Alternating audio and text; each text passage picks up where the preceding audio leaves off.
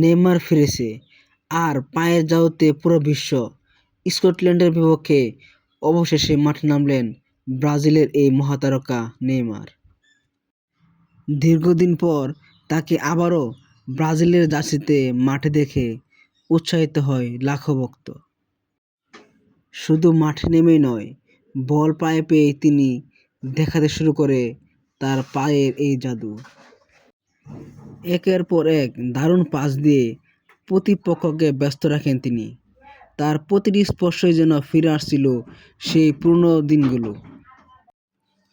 অনেকেই অপেক্ষা করছিলেন নেইমার কি আগের মতোই আছেন, আর মাঠের পারফরম্যান্স দিয়েই তিনি উত্তর দিলেন, হ্যাঁ, নেইমার এখনও শেষ হয়ে যাননি।